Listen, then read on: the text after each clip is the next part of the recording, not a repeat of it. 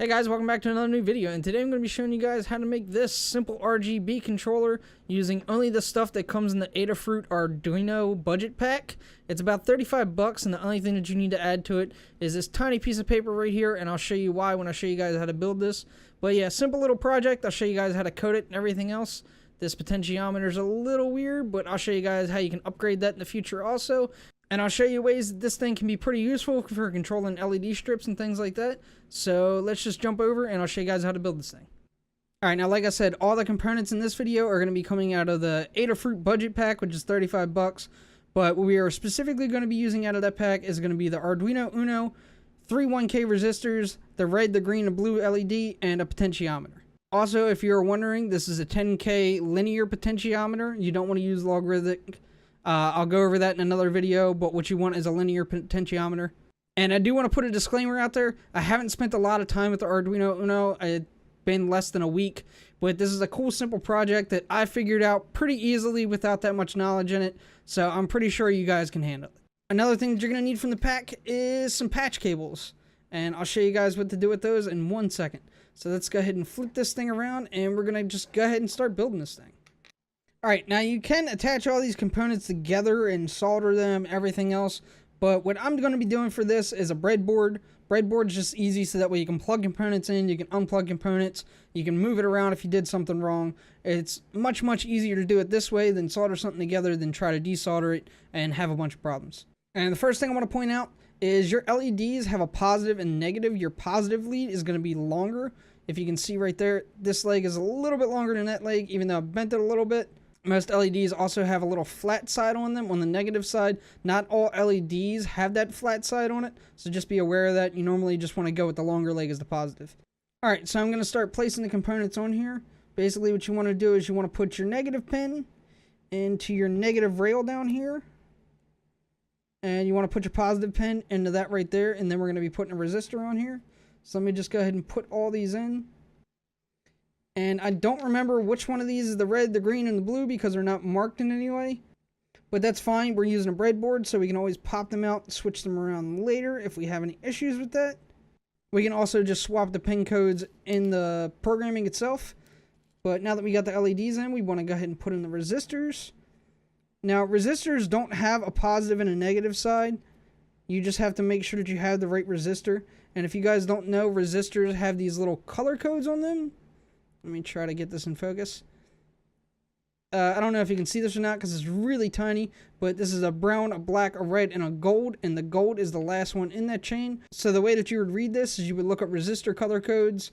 Brown is 1, black is 0, and red, I believe, is 3, and that would do your 1K. Basically, if you want to learn more about resistors, this isn't really the video talking about that. Like I said, I'm just kind of getting into this stuff. It's just what I know from looking up things and researching things the last week or so. But anyways, just go ahead and stick those in there. You don't want the resistors touching and bridging because then you're going to bridge your connection to your LEDs. And the reason why you want the resistors in there is because the LEDs can't handle the full 5 volts. So the resistors are going to limit the voltage a little bit so that way it doesn't blow those. And what we're going to do from here is we're going to start attaching wires up here. And you want to do it all in line. If you guys didn't know how breadboard works, there's lines right here. All these are connected up into this point. This break right here is not connected. But once you go back across this is why I'm bridging this with the resistors. So that way I can use all this space. I'm not really crowded into this tiny little space down here. And then these rails down here run across this way. But yeah, we're just going to go ahead and get all of our lead wires connected right by our resistors in line with that. Alright, that's all good to go. Now, you don't need to do it the way that I'm doing it. You can easily compact this a little bit. I'm just doing this so that way it's a little bit neater. So what I'm going to need to do is I'm actually going to need to run the ground from this side to this side. And I'm also going to need to do that with the positive, just because I want to make use of the full breadboard. And it just makes that a lot easier to do it that way.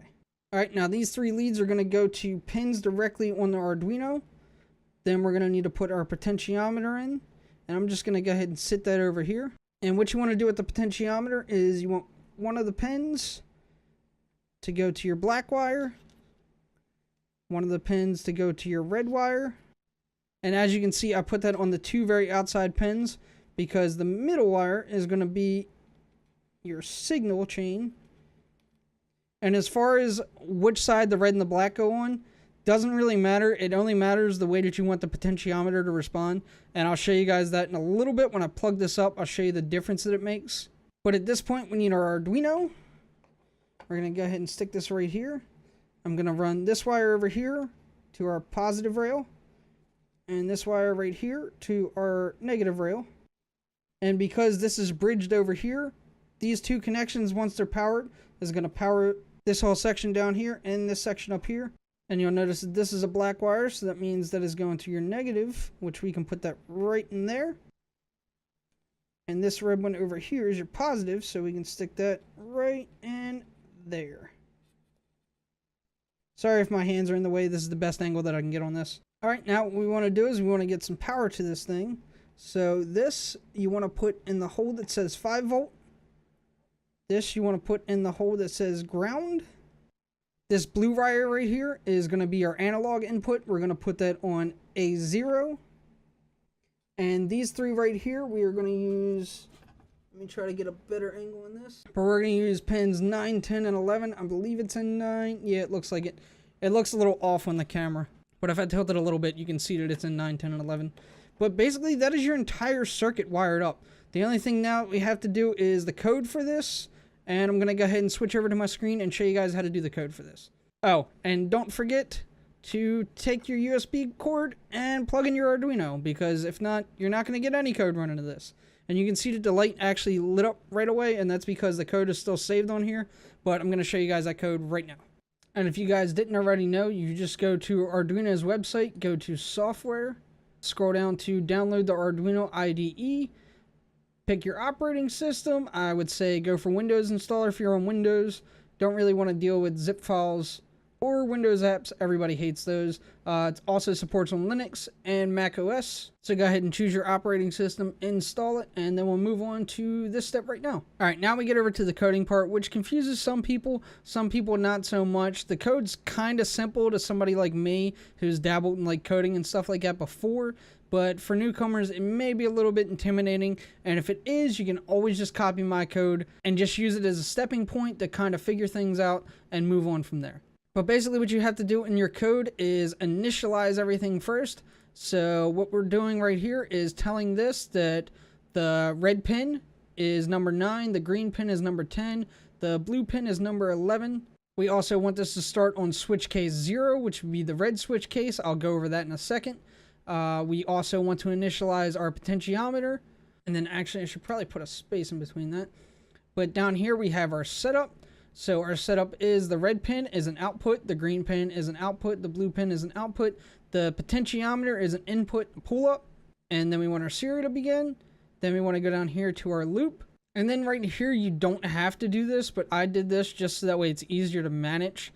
But as you can see, I put in the comment right here, divide potentiometer values by 4 to get a smaller range. Basically, it would go up to 1,000, I believe. And if you divide it into 4, then it only goes up to 250. So it's much easier to manage your code. You're not typing in a bunch of unnecessary numbers because you're not using that fine of a dial with this. And then you want to tell it that your pot value is going to be the analog read of the pot divided by 4.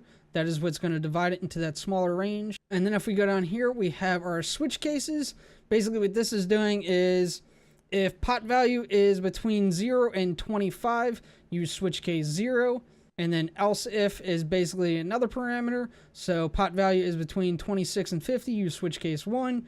Between 51 and 75, use switch case 2, 3, 4. You can basically keep going on, and you can see that we end on 250, which is our max value down here. Then if we scroll down a little bit more, we have to define our switch cases. So case 0, which would be the first switch case if it's between 0 and 25, you want that to set color 25500. What that is a RGB code, and that's going to be your RGB for red. Your case 1 is going to be the 2551650, and that's going to be for orange. And for set color, you can actually do hex color also, but I'm not going to be going over hex color in this. I'm just going to be going over RGB code just because I've got a red, a green, and a blue LED. I figured it was the simplest way to understand this. Then we get on here, we got yellow, green, aqua, blue, purple, magenta, white, and black, which is basically all the LEDs off. All right, now down here, you want to set up your set color. So you want to do void set color, character red, character green, character blue, analog right, red pen equals red, green pen equals green, blue pen equals blue. And the reason why you want to use analog right instead of digital right on this one is because we are using the PWM headers, and what the PWM headers let it do is do less or more voltage, so that way you can actually change the color of the LEDs and they're not at full brightness. So that way when you do colors like purple that has this 128, you're not getting the full LED that is basically just going to be turning it into magenta. That way you get the color separation of it. If you guys know how LED works, you'll understand this.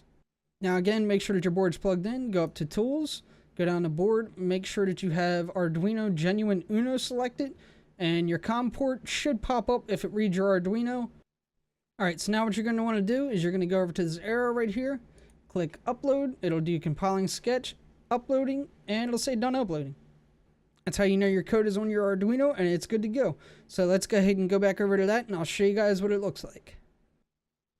Alright, now if we go back to our Arduino right here, everything is plugged in. You will see all the lights are off. And this potentiometer, this tiny little one, is really crap. So I'll show you guys how to replace this in a second. Well, we're just going to use this for this demo. You'll see everything is off. Then everything goes on. That would be your white LED. Then it would change from there. That would be your magenta, your purple, your blue, your aqua, your green, your yellow, your yellow, and then your red would be your final one right there. And let me just go ahead and change out this potentiometer because this thing is really annoying. And what I'm going to be changing that out with is just a bigger potentiometer. Literally the same exact thing, same values, everything like that. I'm just going to change this out. And what I need to do for this is just plug this in right there. And then I need to move these cabling over. Make sure that they're on the right pins. And there we go. You can see there's no problems with the LEDs or anything. It's just that really cheap, kind of useless potentiometer. I would definitely recommend changing this thing out the first chance you get. This is still a 10K potentiometer, but it's just a lot easier to control. And if you guys didn't know what potentiometers were, they're basically like variable resistors. It's got a resistance material in there to where when I have it all the way to this side, it has resistance all the way up. And then when I turn it down, the resistance goes down. And that's what causes the signal to go into the Arduino. And the Arduino reads that to where I can put out an output. And then the LEDs light up. So it's a pretty cool thing. And if you guys notice, in my code, black is actually the last one. But if I have this all the way down, black is my first one. And the reason behind that is because you can take a potentiometer and basically swap this. Swap your positive and your negative. Leave your signal wire the same in the middle right there. And let me make sure that I have this in the right pinholes. But yeah, now you can see that this starts off with the red and goes exactly how our code is laid out. But I didn't really like that and didn't feel like changing the code. I didn't want the last one to be off. I wanted the first one to be off. So all you have to do with that is switch over your positive and your negative. Again, leave the signal wire in there. And bam, there you go. And as you can see with these, you don't really get too much diffusion going on. You can't really see the colors that it's supposed to be because you're looking directly at the LEDs. So what I like to do is take these and try to bunch them together as best as you can without touching any of the wires together. Take a little piece of printer paper, just roll it up in a tube. It doesn't have to be printer paper. I just like it because it doesn't have the lines in it. And let me just go ahead and show you what this looks like here. But as you can see, you kind of get like a tube effect. And then with the tube, you can see the color differences a lot better. Let me go ahead and turn off some of these lights so you guys can see it. All right, now if I start turning this up, it's on black right now. This one would be white, and it looks like an LED is not plugged in all the way. Yep, my blue is not plugged in all the way. Let me just fix that real quick and put that over there. And you can see black, white, you got your magenta, your purple, your blue, your aqua, your green, your yellow, your orange, and your red. So yeah, just a super simple circuit. And if you guys have RGB strips to where you have the ones that are labeled like 5 volt, red, green, and blue, what you can do is basically attach your signal wires over here to your red, your green, and your blue. And you should be able to control the simple RGB strips.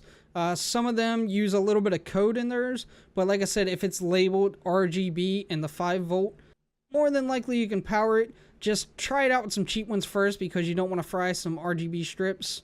But yeah, you really want that paper there so that way you get that diffusion right there. Obviously, it doesn't show up as good on camera as it does right in front of me. It's a lot brighter, a lot more vibrant with the colors. But yeah, I thought this was a super simple, easy beginning kind of thing with the Arduino. If you guys thought it was easy, go ahead and let me know. If you thought it was more complicated, let me know.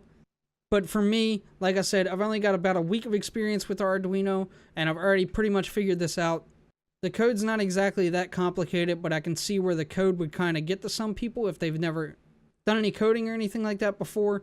But the hardware itself is real simple. Like I said, 3 LEDs, 3 resistors, a potentiometer, some wiring, and just plugging it into the cables. So if you guys can't figure out the code, you're more than welcome to copy my code just to get your project up and going. Hopefully just doing the code will help you understand it a little bit better. I feel like I've explained it the best that I possibly can. And yeah, if you like this video, go ahead and leave a like on it. If you want to see more weird little projects or random stuff like this, go ahead and subscribe, and I will see you guys next time.